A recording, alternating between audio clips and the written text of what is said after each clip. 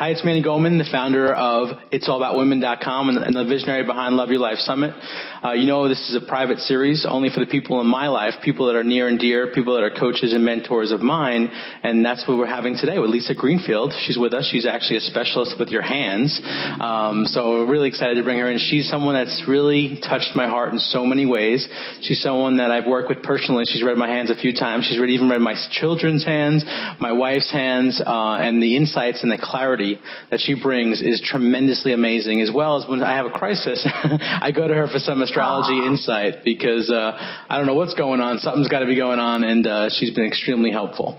So before I bring her on, let me give her the formal introduction that she so rightfully deserves, and then we'll get right into asking her why she loves her life and why she loves her hands. So let me do the formal introduction. All right, Lisa Greenfield is the founder and CEO of Truth in Hands. Her business is hand analysis, the business of helping people understand the visual language each brain writes on the hands with nerves expressing thoughts and feelings. Lisa brings a lifetime of experience reading over 10,000, that's right, 10,000 hands from around the globe, including from ionic film stars, rock stars, international CEOs, television personalities, and the very great Manny Goldman. Lisa has unparalleled history in hand analysis that brings a rich, deep understanding of human nature and the reflection it has on our hands. So, Lisa, welcome to the call. Yes, Manny. And Thank you so much for having me. You're so welcome. And I say welcome to the call as if this is an interview on a telephone. I'm so used to saying call, but we're here together on video, which is a huge promise that we've made, and we're so happy to have you. Oh, well, I love it, and I love the technology that you're introducing as well. So it's still a call. I mean, the call is connecting us. We just get visual with it as well, which is always a plus. Leave it to you to deliver more, Manny. Oh, thank you. It's right there in your hands. We got it in your hands. We got to break the paradigm here. So thank you for that. So Lisa, let's get into the loving of your life or loving of your hands. So tell us, what do you love about your life, and how does hand analysis relate to that? Well, one of the things I absolutely love is in hand analysis, I always struggled with, Louise Hay is brilliant, and she would say, just love yourself, just love yourself. And there's so many other good, wise teachers that would say the key to really changing from the inside out is to start with loving yourself. I had a real struggle with that. That was not easy for me because I thought I did. It's like, well, what does it mean to love yourself? So for me, hand analysis became, I started it when I was so young, but I started connecting the fact that they were saying this with what I was doing with hands. And when I got to see people, when I had a chance to drop in on their hands, I get to see the whole person, because what's written there in your hands is so much less limited. They say we use roughly 10% of our brain, right? So the hands reflect a good deal of what's there in the other 90% in our brain, without ego attached, without limitations. And it's a chance to see other people, and for me then turn that vision on myself to see myself as a whole being, in not just limited by those ego moments, those being human moments, the things that we can focus on as a means of self-improvement. So there's some of what I really love about hands. It's a framework to see yourself in a bigger perspective. And when you've got that big perspective, suddenly our faults assume more of, it's like a shadow in a painting. It gives it depth rather than ruining it. So our faults actually take an appropriate place when we're seeing ourselves in a much bigger perspective. And that's some of what you can see when you see somebody looking through their hands. Wow, that's great. Can you tell us more about that and about how, hands give you an insight into someone, either they're loving their life or whether they're not loving their life, or maybe there could be some breakthroughs for them about right around the corner? Absolutely. One of the things that I love is our hands have a function, obviously their form and function, but they also have a function in how they express us. And we look at, our fingers are where we start. That is our interaction with the world. When you look hands up, here's the outermost part of us. And you'll see that there's us and then there's space in between. So there's room for other people. So this tells you a lot about how you interact. Then when we start with the palm, you've got actually the very first line that rolls across it is your heart line. Now, the heart is the first line for a reason.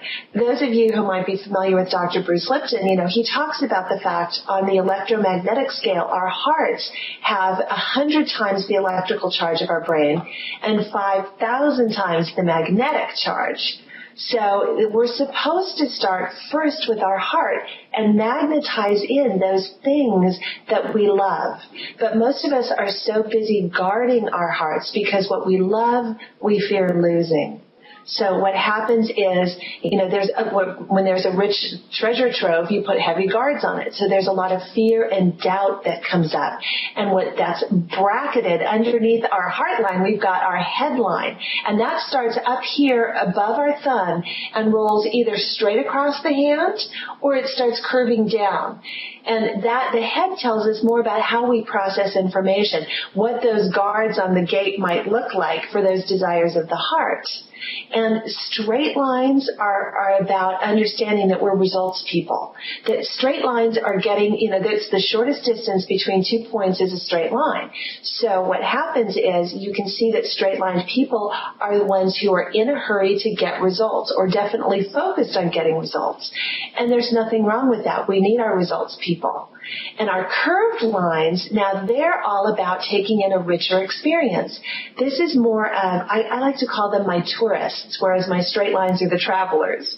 So the tourists are there to sightsee. They want the richest possible experience. So the more curve on a line, the more time that neural highway is taking getting to its destination.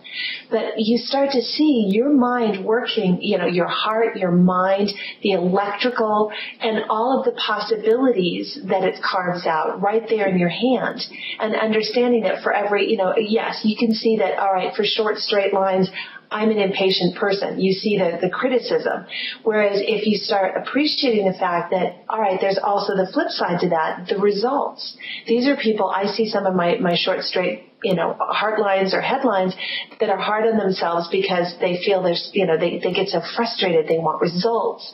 They want to get where they're going. They like the mile markers to know that they've got progress, when they don't always see in context of their hand just how much they've accomplished and how powerful a force they are. And then we've got our rich, creative, curved lines, which bring in all of that flavor and that texture. And again, these are people who other people may judge as being less practical. So they're not as focused on getting results. They're there taking in the whole experience. But by the time they get to the collaboration with some of my results people, if you don't make the other person wrong, if you're open to experiencing something that you're not, then you can start seeing that it's like, wow, it gives you a 360-degree view. But most of us start out with our unconscious, and it's trying to limit risk. That's its whole reason for being. You've heard that conversation, right? That the unconscious is the largest part of our brain. Oh, me? And it's 2 seconds. Yes, I was going to say. And it's two. I want to make sure you're having a conversation with me here too, darling.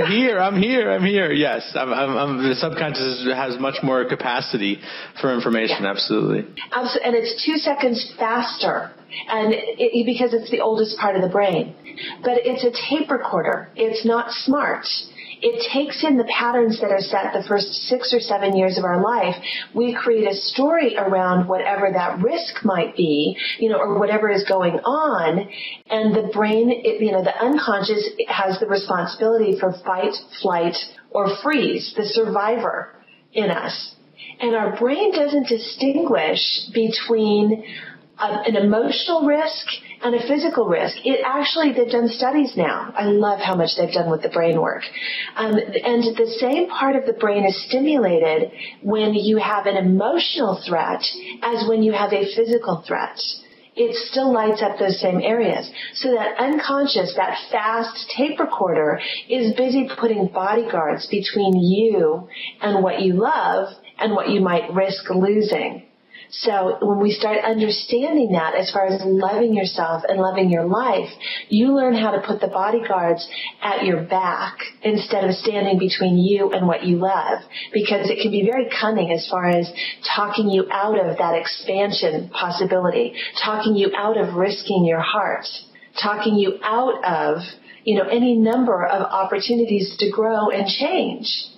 Now, it is important for us to remember to slow down and assess all of the landscape.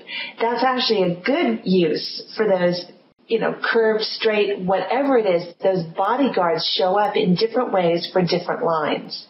And so based on what's showing up in your hand, we all have, our bodyguards look different. They're individually configured for each one of us, but they'll still show up in some of the same language. Criticism, fear, doubt, judgment. And judgment is one of the most pervasive. It's one of the earliest, good or bad. And that, as far as loving your life, you make tremendous differences in your life when you start understanding that instead of something being bad or wrong, it simply exists to show you what is not your choice. It's like, okay, that doesn't work for me. Doesn't have to mean that it's wrong for everybody else. And even I've gotten into arguments because there are some people who say, well, there's universal things that are wrong. Violence, certain kinds of violence are wrong. And I understand where they're going to, but true universal love has no judgment along those lines. Everything serves a purpose. Everything. And so, it's a way of detaching from the judgment and yet still allowing it to inform you. And that's where the real power comes. And we learn that best when we start by letting ourselves off the hook with some of our judgments. Not to say that there isn't personal growth available. Some of what judgment starts out to do is, impose on us our own feelings as a guideline for what works. So it's like, okay, when you see something that really hits you, that you don't love, or you violently react to, it's a powerful opportunity to really, understand, okay, this is a big boundary for me. Because we're infinite. We have an infinite self inside of us. So we're here in a physical experience to discover the limits of this body, of this life, of this experience. And those judgments come up to show us that. So this is one of the ways that we can actually understand that bigger perspective in our hand, where those criticisms, where those judgments, where those fears may limit us, all because we have the potential to truly expand there. And so what I love telling people, because I've had, particularly the last few weeks, because there's a lot going on. I mean, there's really interesting times going on as far as shifting and changing and the internal dialogue.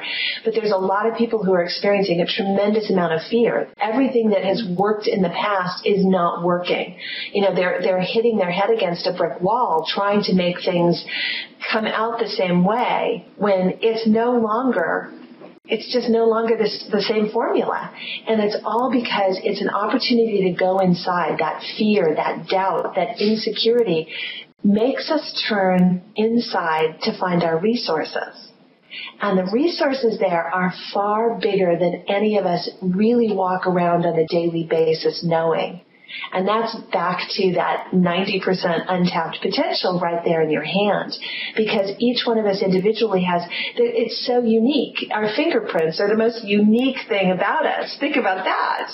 It's like that information was started when you were 12 to 14 weeks in utero, and we carry it with us until the day we die. That's our physical existence. It's our signature. So our hands have so much information that's keyed to us. to our existence, to our personal life here, and us in a bigger sense than we can see it on a day-to-day basis.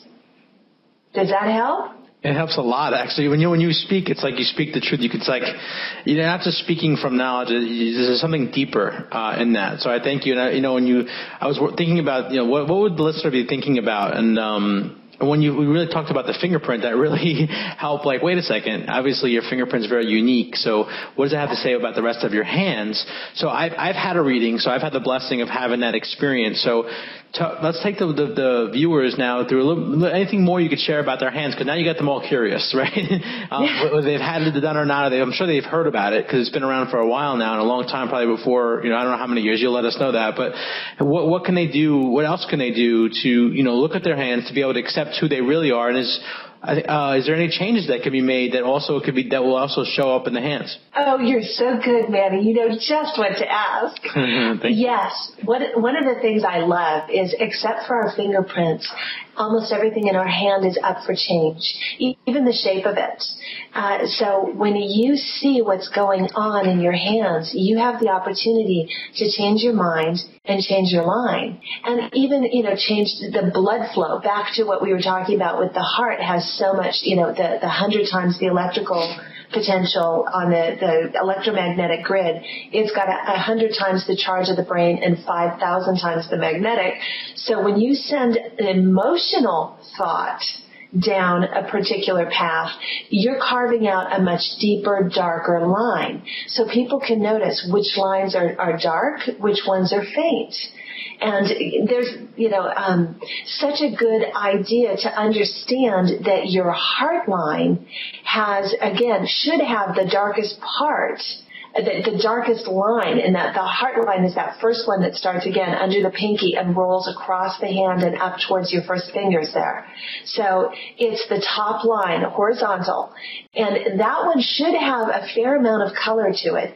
If it doesn't have, much, if it's faint or thin, it's a really good indication that you're not tapping into the desires of your heart, that you've got your guardians standing between you and what you love, as opposed to standing at your back protecting you while you move forward and experience this. That's one thing you can look at. And guess what? Again, just breathing into it and allowing the emotion to come up. Because here's the short heart lines. Let's focus on the heart for a minute, because I'm such a big fan of that. Not that the other lines are anything less, just we love to start with the desires of the heart. But if we look at our heart line, short heart lines mean that they're not as comfortable in the emotional arena. Their first job is to learn to get comfortable with the range of emotions. There's either too much or too little form, structure, discipline. And when I say short, I mean we're looking at one that ends mostly under that middle finger, that birdie finger, if you will. So a heart line that the darkest part ends under that middle finger or up to that line between the first and second finger. That's a short line. So these are people that, again, they need to learn to feel safe and comfortable with their own emotions before they can really open up to all of the desires of the heart. So the curved lines, the ones that curve up towards the fingers, towards the expression, have an easier time talking about what they're feeling, but they still are putting a really strong boundary or container. There tends to be a lot of shoulds, which can be a barrier to loving your life and tapping into that passion. Should can be a pretty heavy brick.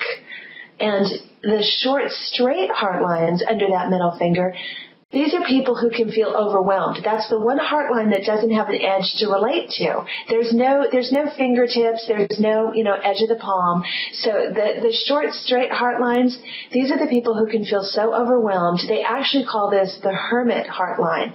And these are people that need alone time more than most.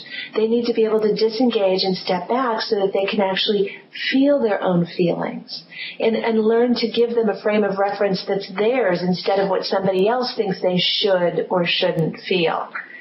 But both of the short lines, whether it's curved or straight, their default is to go into action. Now, the short straight will do. The short curved will think. They'll study. They'll learn. So that's the coping skills. That's some of the guardians that they've got working for them that will keep them exactly looking. But here's the good news. As you add more capacity to feel comfortable with those emotions, as you add more sense of security in yourself while you're feeling your feelings and understanding your feelings and giving yourself permission for those feelings, then the line can extend. You can change your mind and change your line. Not that it's a bad line. Again, trust me, Earth hearts are some of the ones that have been the rock of Gibraltar. Mother Teresa, it's the Mother Teresas of this world. They're the doers that show it. They show their love in action. So there's real power in that. In our air, the short curved lines, these are some of the people who are the most innovative thinkers because they spend so much time researching. They spend so much time investigating how to put a container on those feelings that they bring us some of our biggest aha moments. But then as we move into the longer ones, these are the heart lines that show up more under that first finger, under that Jupiter finger, that pointer finger. Ones that from the middle of between those and over, these are more expansive hearts. So they've learned to be more comfortable with their own feelings, but now it's about understanding their feelings and other people's feelings. It's like, okay, then how do you bring the two together? So it's like, all right, how do you weigh out what I want and what somebody else wants? So that's what they're here to experience and understand. And both of the long straight and the long curved tend to be givers. And it's very powerful. They're definitely somebody who's capable of showing up with the long curved or the big extravagant gestures. Oh my gosh, these are some of my most romantic, some of the best, they're the ones who propose on a billboard at the baseball game so everybody could see, because it's not enough that they show the person they love that they love them. They want the whole world to know. And water hearts are the ones who you give them a call at 3:00 in the morning and you're crying, and they not only take the call, they drive over and sit with you. That's the water heart. That's that long straight heart. So, and we use the elements. You'll hear me refer to that just because it helps give people a frame of reference so that they can kind of give themselves a picture and to relate to as far as what their emotions are. The short straight heart line, that's the earth heart line. Again, think about it. The earth is our foundation, right? Rock solid. But it takes an earthquake to get it to move. That could be the drawback. And our short curved heart lines, again, these are the ones that end into that middle finger. That short curved, those are our air. That's that air heart. And then our long lines, we've got the long straight, that's the water. It literally looks like it could run right off the side of the hand. So it's easy to, understand that's that water heart. And then that long curved one that ends all the way up around to this area, these are our fire hearts. These are the humanitarian hearts, the ones who, like I said, are proposing on the billboard. So it's like these are the very expansive, very generous. But again, it's important for our Jupiter people to learn to balance giving, receiving, what they want versus what somebody else wants. So each one of these heart lines and the variations therein, because we have, all the dots on the hand, there's 1,000 different ways for it to end. And there's branches and forks, and we are so individual, and yet there's some similarities we can relate to if it winds up in one of these areas. So we can satisfy the two compelling needs that humankind has. One is to belong, and the other is to stand out. So it's like, okay, we can understand that each one of us, there's groups of other people that have similar heart types, but ours is unique to us because when you add it together with like our fingerprints, which is Richard Unger wrote a fabulous book about the fingerprints, and he did a lot of research. This is over 3,500 years old. I mean, China and India both fight for who were the authors of this, but I believe it can simultaneously come up. Information can simultaneously occur. Haven't we seen enough of that happen, Manny? Oh gosh, yes. Yeah. Good ideas, people of like mind will have that information, two different continents, two different places at the same time. So, but regardless of who came up with the idea, this information is, well over 3,500 years old. And some people have been doing a lot of modern updating to it because our minds are very different now than they were 3,500 years ago.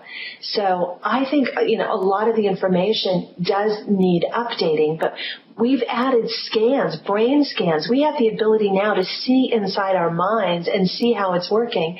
And the fascinating part is that it shows up in the hands as well.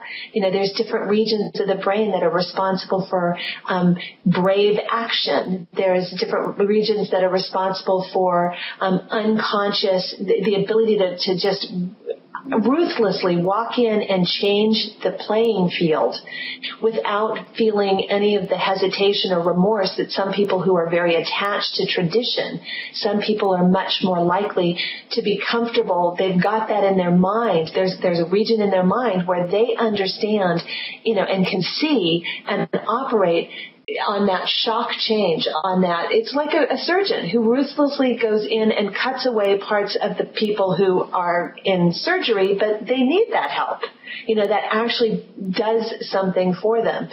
In some cases, we won't argue that every surgery is necessary, but be that as it may, the capacity for that. Some people have that in an emotional arena. Some people have that in a business arena. They have the ability to go in, and even though something has always been done a certain way, they can completely overthrow. Yes. And I do believe you have that in your hands too, my dear. So that ability to go in and change the game. I was looking at my hands the whole time, and you caught me. I was like, oh, she got me. I was looking at one of my lines and about emotions and addressing my emotions. So that's been something that I've been working on, and I'm sure my line's gotten a little longer as I continue to work on myself. I definitely have plenty to work as a human moment, and as being human, I love to be transparent. But honest, and I found what you were saying that in my hands, it shows itself too. So I'll ask you one other question, but I also want you to, from that question, loop into the 3 action steps that people can take, whatever their next actions are for loving their life, loving their hands, accepting who they are, the premise for loving your life. But are both hands mirrors where you can actually see the same thing, or are they actually a little bit different? Because when they're talking about lines, I'm like, all right, well, which hand should I look at? So I'm just curious for those who are watching, are they mirrors? You are just the best to work with, Manny. That is a perfect question, because our hands, they operate together. They're literally wired into the different hemispheres of the brain. So the left hand is wired into the half of the brain that comes up with ideas, that's creative, that inspiration, musical impulse, all of these things reside in the hemisphere of the brain that corresponds with the left hand. Now, the right hand, we've got because think about it, in the left hand, we come up with an idea, or we come up with a musical, impulse, or, a facial recognition. But then what do you do with it? That right hand is wired into the half of the brain that then puts language, analytical ability, math, all of these things to help us give boundaries to that limited possibility that's over there in the left hand, or that hemisphere of the brain. So that the 2 hemispheres of the brain work together, the left hand and the right hand work together to give us both the creation and the action. And so the left hand, we like to limit, or I should say limit, it's the unlimited hand. We like to define it as the feminine, or more of the private life. And it's the receptive, what we're taking in, which means it can be what you've inherited from the family. Whereas the right hand is more of the masculine, the active, what you then do with what you've been given, or the public. So you'll see differences in quite a few people between the 2 hands, and that has everything to do with, again, how well the information is moving back and forth between the 2 hemispheres, whether there's stronger, deeper, darker lines in the creative side, or whether there's stronger, darker, deeper lines in the active side. And it's always fascinating to see, what shows up. One of the people I had the chance to read for is Harry Dean Stanton, and he plays the patriarch on Big Love, the HBO series. And he plays this big family man, but in his real life, he has been more of a nomad. Well, when I read his hands, I saw that in his left hand, which is what you start with, all the potential for that big family, that, that responsibility, that all of that was there. But in his right hand, not. But what's interesting is he goes, but I am patriarch of a family. And he pointed to big love, and I started laughing, and I went, isn't that interesting? Because it doesn't show up in his work hand, because in his world, in his brain, it lived on the creative side more so, far more so than it ever did in the active business side. So it just happened that his business was acting. He played it out as a reality from that creative side of his brain. That was such a fascinating thing to see. Well, I'll share. I was contemplating if I should share my own personal experience, but I am, because I love to be an open book. When you read my hands for the first time, if you remember, I know you do, you said to me that, your lines are showing that you could have a second marriage. And I was like, second marriage? What do you mean? I just got married, right? And so I made some conscious decisions about being very proactive, having a relationship coach and working on my relationship, and now it's better than ever, and I bet you my lines have changed because of that. So I don't know if you want to share a little bit about that and how that works for others as well. I am so glad you did, because honestly, that is such an important story. Thank you for being vulnerable and transparent, too. And because you can change your mind and change your line. And I've had more than a few people show up with multiple marriage lines that did not want multiple marriages. But based on what they were thinking and the patterns that they've inherited, what they've learned, or didn't learn, these are all things that impact why it may take a couple of tries to get to the right marriage. But if you know that information, if you invest in, as you did, self-knowledge, communication skills, things that will help you connect with yourself and then with somebody else, well, that's so incredibly powerful. That's the perfect example of you can change your mind and change your line. And that's one of my favorite things about hand analysis, is because they've done studies. It's not money. Even health ranks below love and connecting somebody truly special. Having somebody to truly love that means as much or more to you than your own life is such a life-expanding experience. But for so many people, that's an avenue of frustration. Because I truly see in their hands, they haven't accepted themselves. They aren't, if you aren't comfortable with yourself, if you don't love yourself, if you don't accept all of the parts of you, then you cannot be as comfortable in an intimate relationship. I see plenty of people in partnerships, but I see a few people who are truly connecting heart to heart in the kind of intimacy that is, what I think everybody dreams of, mind, body, spirit connection. And so to do the work, it's worth it. I don't think there are too many things that are going to give you as big a payoff as that kind of connection. And particularly for you with a beautiful wife and your two beautiful kids. Thanks. That's just it. Being willing to say, okay, where I'm starting from may not be where I wish I were, but I can get there. And when I change my mind, I change the line. And I have seen it. Fade lines. I mean, literally, once you don't send those thought patterns down that same line, down that same path in your brain, it actually does give you a new direction for it. So it gives you a new outcome. That's beautiful. So what are the takeaways? What are the 3 takeaways? Take 3 action steps women can take right now watching this. Let's get to the rubber meets the road. There's so much amazing information, so much amazing breakthroughs, and coming from a totally different angle. Because who thought that your hands had so many great insights? What's next? What's next for women listening or watching?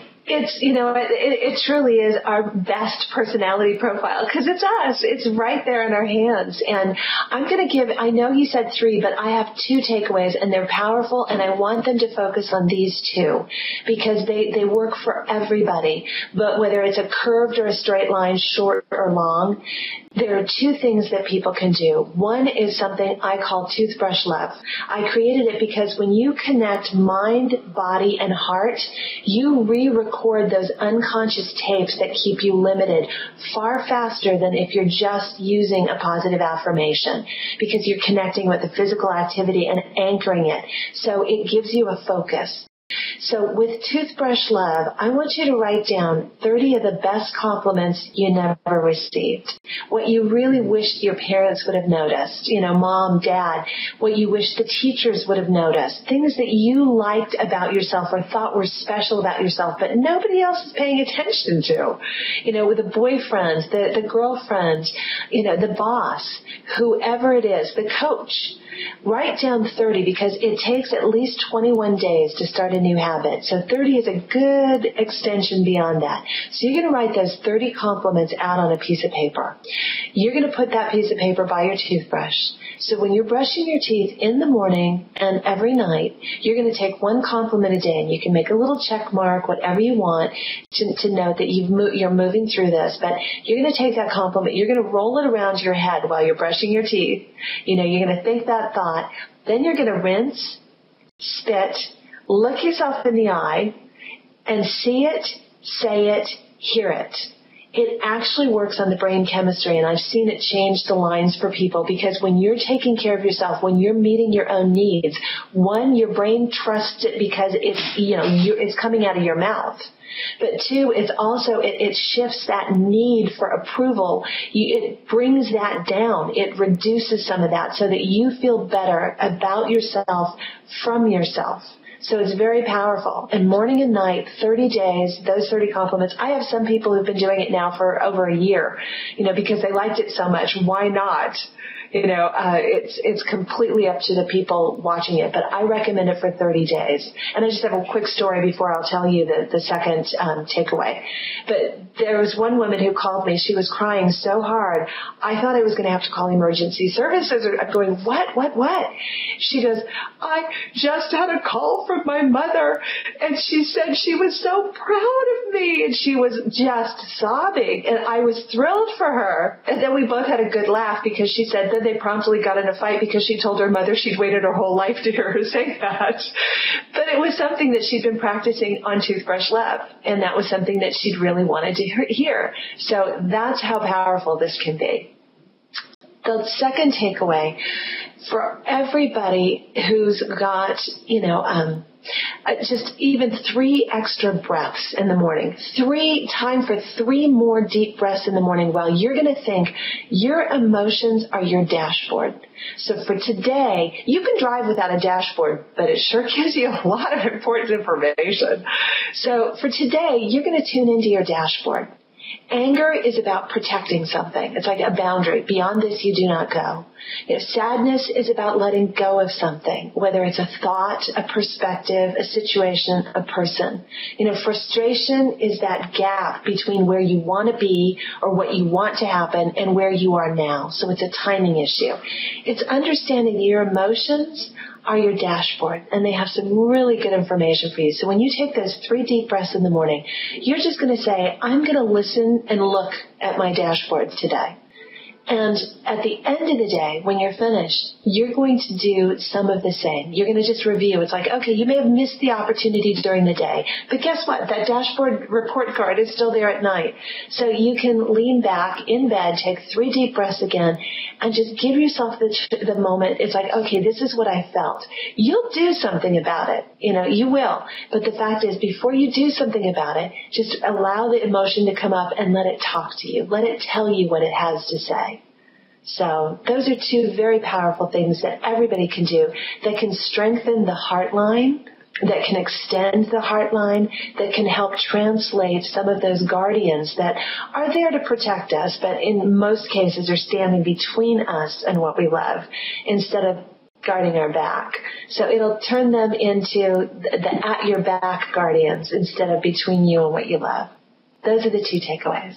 Well, thank you, Lisa. I knew you were brilliant, and you know that I've learned a lot over the last few years in my own personal growth, but those 2 takeaways, those are very special. I was like, whoa, Toothbrush Love? That's a great idea. And the dashboard, wow, those are cool. Those are way cool, so thank you for those. And, I've had the personal pleasure of working with you and having my hands read, and I know some of those people who are interested in having their hands read. They may be like, well, I'm not, in LA where Lisa is, and I know the answer to that, but I'm going to let you answer that. And also share what you have in the store for those who are watching that want to learn more about what you do. Thank you, Manny. I always love meeting new people and dropping in on a new pair of hands. And we're not limited by geography anymore. Don't we just love technology? Over 40% of my clients are overseas, not just out of state. So we use Skype, we use digital hand scans and photos, and we work and record the call. So anybody who has a pair of hands they want more information on, they want to love themselves and see themselves in perspective, I'd be delighted. And particularly for you today, I'll have a special offer in the store because I meet the best people through you. So we'll do a special discounted reading, and we can drop in and enjoy getting to know somebody through their hands. Awesome, Lisa. Thank you so much for being a stand in my life. One of the things that really touches my heart about our connection is that I feel seen. I feel understood when I connect with you. I feel that you get my vision, you get who I am, and I just feel so great when I'm in conversation with you, I'm around you, even when I think about you. So I'm so grateful to have you in my life. Manny, you know what? That means the world to me because I have had a chance to see your hands, and you are a powerful force. And you know what? I just love that you shared that because honestly, that is the best gift for me with hand analysis is it does give you the chance to see people. And I am so blessed to have seen so many people. I feel like I've taken the best view of each one with me, and it lights my day, and it gives me energy and enthusiasm far beyond anything I thought I could have, just because who we are is spectacular in so many different ways. So thank you for being you. You're fantastic at it. And I lean on that. I rest on the fact that there's Manny Goldman in the world. Oh my gosh. What do I do with that one? See what I'm saying, guys? See what I'm saying? Thank you so much. Thank you for being with us, everyone, as well. It's been an amazing time together, and stay tuned for more. Bye for now.